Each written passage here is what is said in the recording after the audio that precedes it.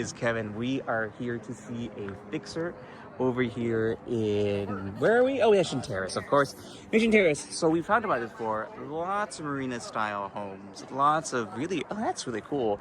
Lots of variety. But the interesting thing about this neighborhood is that there's a surprising number of arts and crafts homes too. So it's flat. We're south of San Jose, which is up there. And we are on our way over to Alamany, and we're at San Juan, but it's a great neighborhood because you have lots of opportunity, including this one. It's not number 38, it's number 381, 384, 386. Kelly in here. Scott Britton's our listing agent here, and we're gonna take a look inside. So this one is a fixer. So it's actually an interesting one to walk through with you and see. So we've got the aluminum siding here, which actually is probably more expensive now. And you, oh, I can smell the smell. So unlike the ones we saw today, we had great everything. This one, wow. Ooh, ooh, ooh, wow.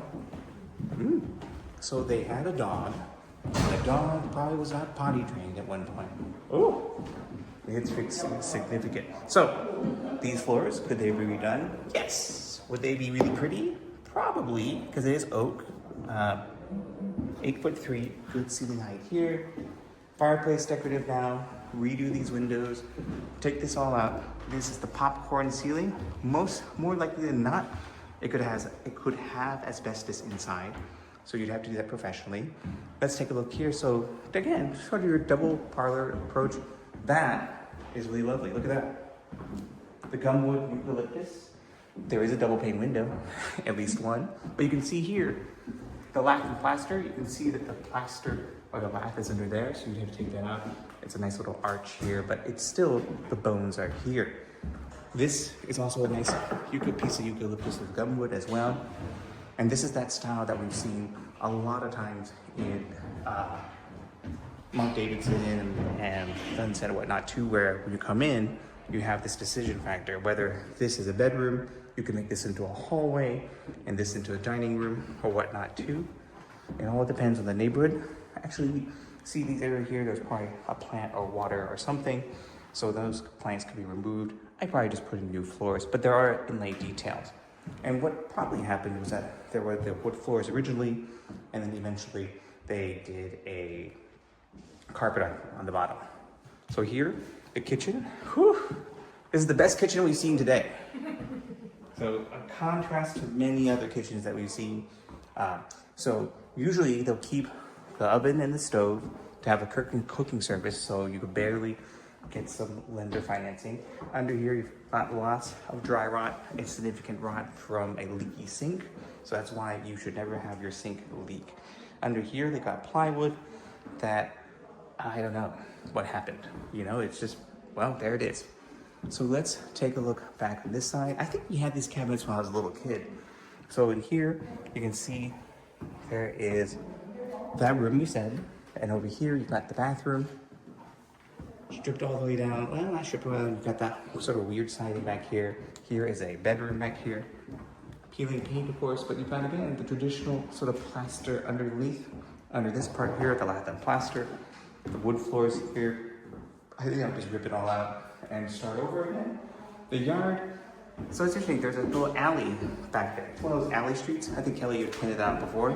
So the yard is pretty short as well. So from the bedrooms, you come down like on the back, like most houses in the genre of the mid-century type of 1930s, 40s, junior fives. Now you do have a garage. The garage is 20 feet thereabouts. Let's see how deep that is. So it's 20 feet. And this side, you have a side entrance that comes in from the front. And then the big test that most people look at is whether or not the ceiling height is tall enough or not. In this case, it is just 7'2". Let's see from here. Let's see you do it from here. 7'1" in this instance. So the space down here would not be the 7'6" minimum that you'd want. You could dig it down a little bit, do a little excavating. That could be done. It is a little costly, but then you say, hey, how's the foundation? Do I need to work on it? And you can see here, actually you'll see better over here, that indeed the foundation does probably need some work.